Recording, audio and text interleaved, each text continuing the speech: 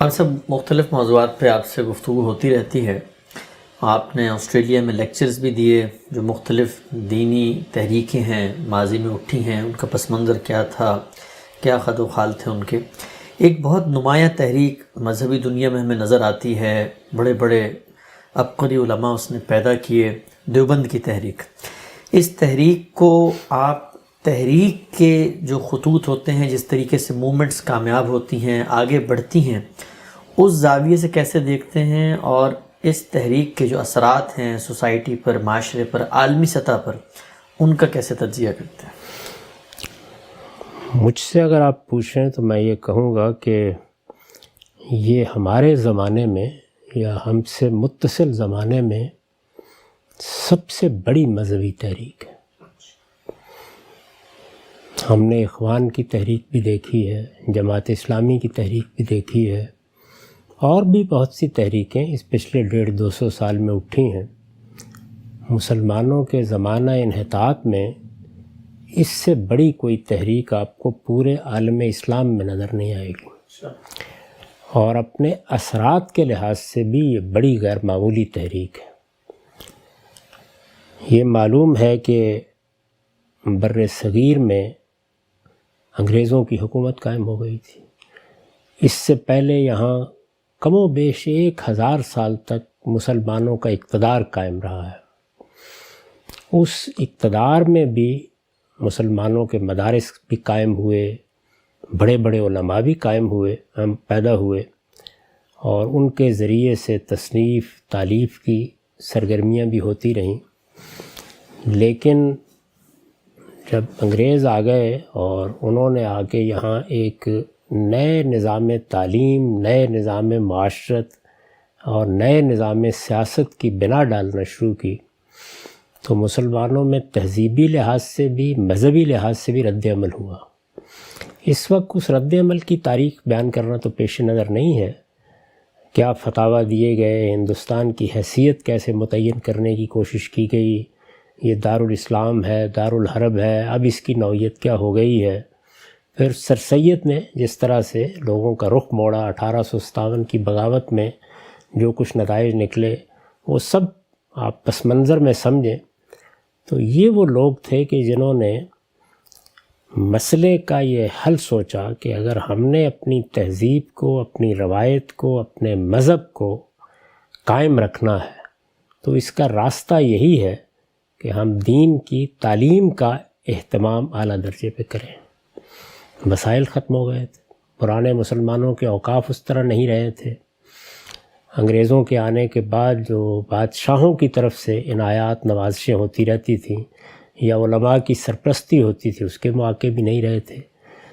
تو یہ اس سے پہلے بھی کچھ مثالیں مل جاتی ہیں، لیکن اس پیمانے کے اوپر پہلی مرتبہ ہوا کہ مسلمان عوام سے اپیل کی گئی کہ وہ بندوبست کریں، اور جو لوگ اس کے لیے نکلے ہیں ان میں آپ مولانا محمود الحسن کو دیکھ لیں، ان میں مولانا رشید احمد گنگوئی کو دیکھ لیں، مولانا قاسم نانوتوی کو دیکھ لیں، بڑے غیر معمولی لوگ، یعنی اپنی سیرت کے لحاظ سے، اپنے کردار کے لحاظ سے، اپنے علم کے لحاظ سے۔ یہاں چونکہ علم زیر بحث آ گیا ہے تو میں اس سے پہلے بھی عرض کر چکا ہوں کہ علم کی ہمارے ہاں دو بڑی روایتیں ہیں۔ ایک وہ روایت ہے کہ جس کو آپ سلفی روایت کہتے ہیں، اس کے بڑے لوگوں میں ابن تیمیہ اور ابن قیم کا نام لیا جا سکتا ہے، اور ایک وہ روایت ہے کہ جو فلسفہ اور تصوف کے زیر اثر پیدا ہوئی۔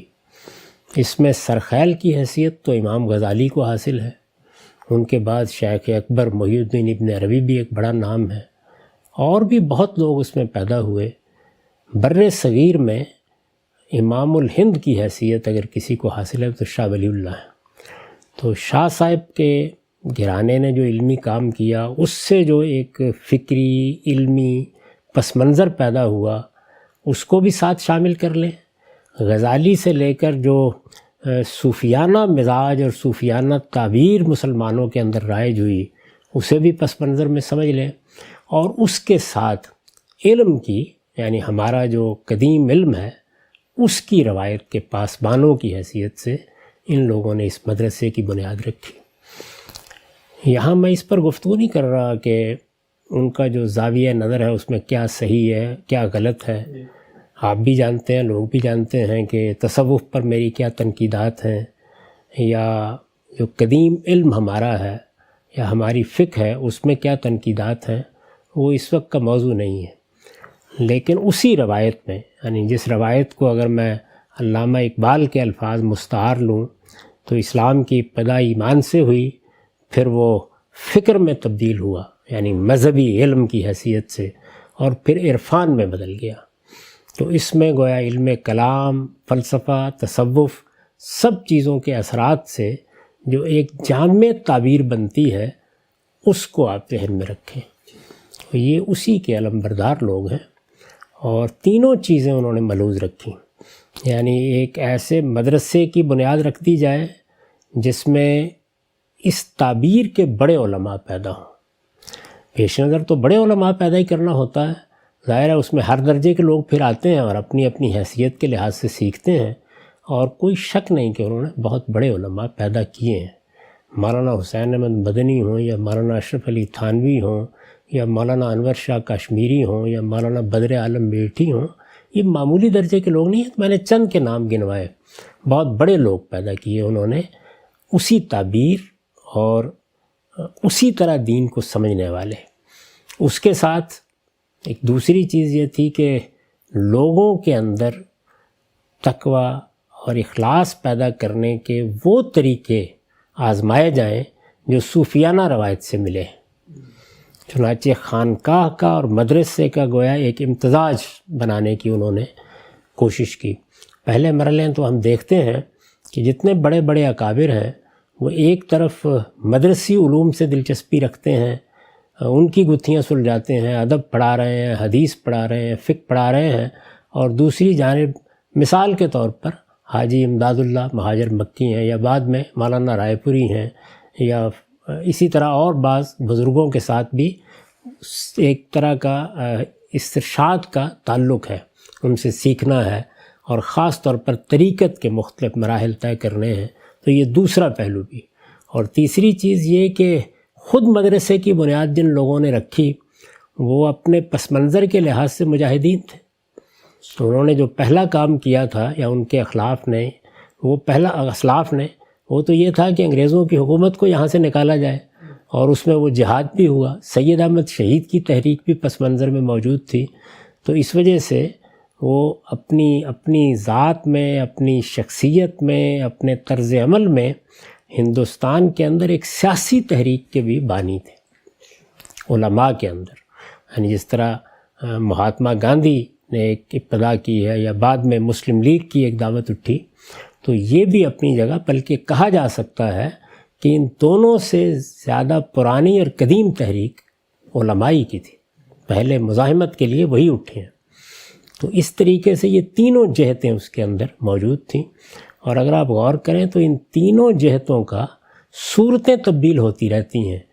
پھر ظہور ہوا ہے، یعنی وہ جہاد کی اسپرٹ ہے جس نے بعد میں طالبان کی حکومت تک بات پہنچا دی، وہ یہیں سے پیدا ہوئی.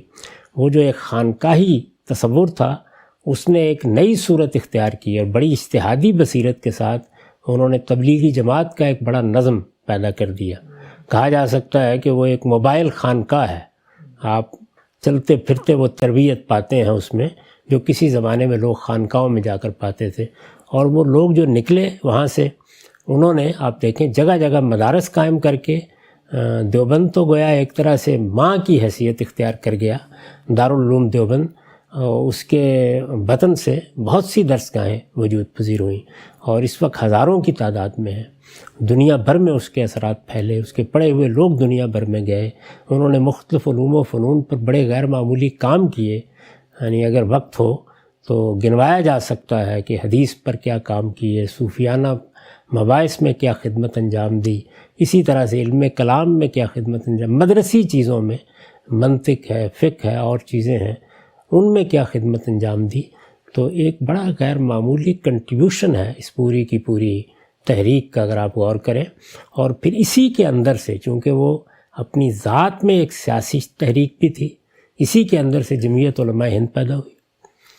ایک موقع کے اوپر مولانا داؤد غزنوی میں جو اہل حدیث کے بڑے عالم تھے، مولانا ابوالکلام آزاد سے یہ کہا کہ یہ ہماری جو جمعیت علماء ہند ہے اس میں تو دیوبند ہے، یعنی بہت دوسرے علماء بہت کم ہیں. تو انہوں نے کہا کہ بھائی دیوبند نے علماء پیدا کیے ہیں تو وہی ہوں گے. تو اس لحاظ سے اگر آپ دیکھیں تو جمعیت علماء ہند ہندوستان کی سیاست میں اور اس وقت تک پاکستان کی سیاست میں ایک بڑی فعال قوت کے طور پر موجود ہے، اس وقت بھی موجود ہے. تو بڑی لمبی تاریخ ہے جس کے اندر وہ اپنے مقام، اپنے وقار، اپنے طریقے کو قائم رکھے ہوئے ہیں. اور اب آپ جو بھی اختلاف کرنا چاہیں وہ فکر سے کریں گے، طریقہ کار سے کریں گے، لیکن اتنی جامعیت کے ساتھ ایک تحریک اٹھانا، اس کی کوئی دوسری مثال آپ کو عالم اسلام میں نہیں ملتی. اس لیے میں یہ کہتا ہوں کہ یہ ہمارے دور کی سب سے بڑی مذہبی تحریک ہے، سب سے مؤثر مذہبی تحریک ہے. اس کے فکر سے اختلاف کیا جا سکتا ہے، اس تحریک کی نوعیت، اس کے جہات، اس کی جامعیت اور اس کے اثرات سے انکار نہیں کیا جا سکتا. اچھا ہم سب یہ میں پوچھنا چاہوں گا، سمجھنا چاہتا ہوں، سماجی لحاظ سے ہم اگر دیکھیں کہ سوسائٹی میں کوئی بھی نیریٹو، آج بھی مختلف بیانیے نئے نیریٹو پیدا ہو رہے ہیں، خود آپ کا اپنا ایک نقطہ نظر ہے، پورا مکتب فکر ہے. اگر کوئی اصحاب علم میں سے اٹھ کر اپنی بات کو سوسائٹی میں پروموٹ کرنا چاہتا ہے کہ وہ گراس روٹ لیول تک پہنچے، اس کے فکری مقدمات سیاسی بیانیوں کی شکل میں ڈھلیں، اس کی جو نقطہ نظر ہے اس کو عالمی سطح پر فروغ ملے، لوگ اس کو اپنا نقطہ نظر اور بیانیہ بنائیں. تو جو اسٹیپس ہیں، مثلا آپ اپنی بات کو سوسائٹی میں پینیٹریشن چاہتے ہیں تو اس کا پہلا اسٹیپ اگر مثلا دیوبند کی تحریک کو سامنے رکھیں، کامیاب تحریک ہے، آپ نے ذرا خود بیان کیا، تو اس میں ابتدا کہاں سے ہوگی؟ یعنی ابتدا میں آپ کو اپنی فکر کے انٹلیکچوئلس پیدا کرنے ہیں، پھر اس کے بعد وہ سوسائٹی میں براہ راست جائیں گے. اس میں پروسیجر کیا ہے موومنٹس کو کی کامیابی کا؟ بالکل وہی جو دیوبند نے اختیار کیا، تعلیم تعلم، یعنی آپ لوگ تیار کریں. جب لوگ دین سمجھیں گے، جس طرح سمجھنے کا حق ہے سمجھیں گے، اس کو اس کی پوری روایت میں کھڑے ہو کر سمجھیں گے اور علمی لحاظ سے پختگی کے ساتھ سمجھیں گے، اس طرح کے لوگ پیدا ہوں گے تو لوگوں کی پھر صلاحیتیں متفاوت ہوتی ہیں. ایسے بھی ہوتے ہیں کہ جن کی دلچسپی سیاست سے ہوتی ہے، ایسے بھی ہوتے ہیں کہ جو بالکل مدرسی نوعیت کے علماء بن جاتے ہیں، ایسے بھی ہوتے ہیں کہ جن کی دلچسپی لوگوں کی تعلیم، تربیت یا عام لوگوں کی اصلاح سے ہوتی ہے. تو مختلف لوگ اپنی صلاحیتوں کے لحاظ سے کام کریں گے. بنیادی چیز وہی ہے، یعنی ہر عالم اپنی صلاحیت کے لحاظ سے کوئی تصنیف و تالیف کا کام بھی کرے گا، لیکن اگر آپ اس کو موومنٹ یا تحریک بنانا چاہتے ہیں تو اس کی میتھڈالوجی ایک ہی ہے اور وہ تعلیم و تعلم ہے. باقی چیزیں اس سے پیدا ہوں گی. جمعیت علماء ہند بھی اسی تعلیم و تعلم کے نتیجے میں وجود پذیر ہوئی. اسی طرح سے جو بعد میں آپ نے جہادی تحریکیں دیکھیں وہ بھی اس کے نتیجے میں پیدا ہوئی ہیں. تبلیغی جماعت بھی اسی کے بطن سے نکلی ہے. تو یہ تمام کام اپنی اپنی صلاحیت کے لحاظ سے پیدا ہوں گے، لیکن اصل میتھڈالوجی یا اصل راستہ، اصل طریق وہ تعلیم و تعلم ہی ہے. اب تعلیم و تعلم کے انداز، ذرائع وہ بدلتے رہیں گے. دنیا میں موجودہ زمانے میں جو ذرائع پیدا ہو گئے ہیں، آپ دیکھ رہے ہیں بڑی بڑی یونیورسٹیاں آن لائن تعلیم میں جا رہی ہیں. تو اس کی حیثیت ذرائع کی ہے. جس زمانے میں آپ ہوتے ہیں اس ذرائع سے فائدہ اٹھاتے ہیں. یعنی ایک زمانے میں مکبر کھڑے کر کے نماز پڑھتے تھے، اب لاؤڈ اسپیکر لگا لیتے ہیں. تو اس کا تعلق ذرائع سے ہے. بنیادی چیز کیا ہے کہ تصنیف، تالیف اور تعلیم تعلم، یہی علماء کا کام ہے. اس کو آرگنائز کر دیں، اس کو ایک باقاعدہ انسٹیٹیوشن کی شکل دے دیں. ظاہر ہے کہ اس کے اثرات غیر معمولی ہونا شروع ہو جائیں گے. اور آپ کچھ بھی نہیں کرنا چاہتے اور تنہائی زندگی بسر کرنا چاہتے ہیں تب بھی یہی کام کریں گے. ایک اور پہلو ہم سب میں چاہتا ہوں ذرا آپ سے سمجھوں. یہ جو آپ نے کہا روایتی تعبیر دین ہے، جو ہمارے سلف کا ایک نظام فکر ہے، مذہب کو سمجھنے کی ایک روایت ہے، وہ تو دنیا بھر میں آگے بڑھ ہی رہا ہے. علماء پیدا ہو رہے ہیں مصر و شام میں بھی، مراکش و ایران میں بھی.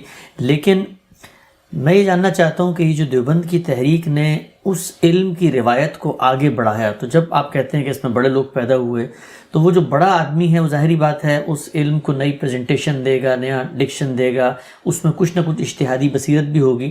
تو آپ کو کیا لگتا ہے کہ جو سلف کا علم چلا آ رہا تھا اس کو ایک نئی پریزنٹیشن, نیا محاورہ, نیا علم کلام, نیا اسٹرکچر دیوبند کے علماء نے فراہم کر کے سوسائٹی سے ریلیونٹ ثابت کرنے کی کوشش کی؟ یہ روایت شاہ ولی اللہ ہی سے پیدا ہو گئی تھی. خود شاہ صاحب کا کام بہت مجتہدانہ بصیرت پر مبنی کام ہے اور دیوبند کے علماء اکثر و بیشتر ان سے بہت متاثر ہیں. اسی خانوادے سے ایک لحاظ سے انہوں نے انسپریشن حاصل کی ہے. تو ان کے ہاں بھی آپ کو اس کے سارے اثرات نظر آتے ہیں, لیکن چند چیزیں طے کر لی گئیں. اور جب آپ چند چیزیں طے کر لیتے ہیں تو پھر اس کے بھی کچھ نتائج نکلتے ہیں. ایک یہ کہ تقلید کو ایک اصول کے طور پر مان لیا گیا. حنفیت کے ساتھ خصوصی تعلق یہ آخری درجے میں طے کر لیا گیا. اور بعض جو اکابر ہیں ان کی یہ باتیں ہم تک پہنچی ہیں کہ انہوں نے کہا کہ ہم نے اپنی پوری زندگی امام ابو حنیفہ کے نقطہ نظر یا مذہب کے دفاع میں بسر کر دی. تو یہ گویا ایک عمومی رجحان رہا سب کا. اور دوسری جو چیز ہے وہ یہ ہے کہ نئی دنیا کیا ہے, اس کے علوم کیا ہیں, اس کے کیا اثرات ہو سکتے ہیں. وہ جو تہذیبی ڈھانچہ ہے وہ کہاں غائب ہو گیا. ہمارے ہاں جو پرانے زمانے کے علوم تھے, فلسفہ تھا, یونان کا فلسفہ, اسی طرح علم کلام تھا, وہ کتنا ریلیونٹ رہ گیا ہے. فقہ کا اب کیا تعلق قائم ہوگا, کیسے ریلیونٹ ہوگی. بہرحال انسانی کام ہے. ان سب چیزوں کو انہوں نے پوری طرح نظر انداز کر دیا. اور جو وہ پرانی روایت ہے بس اس کو محکم پکڑ کر انہوں نے یہ بڑا کام, بڑی تحریک برپا کیے رکھی ہے. اور یہی وہ پہلو ہیں جن کو سامنے رکھ کر ہم جیسے لوگ کہنا چاہیے ان پر تنقید بھی کرتے ہیں. ان کے پوری عزت اور احترام کو ملحوظ رکھتے ہوئے یہ بتانے کی کوشش کرتے ہیں کہ یہاں غلطی ہوئی ہے.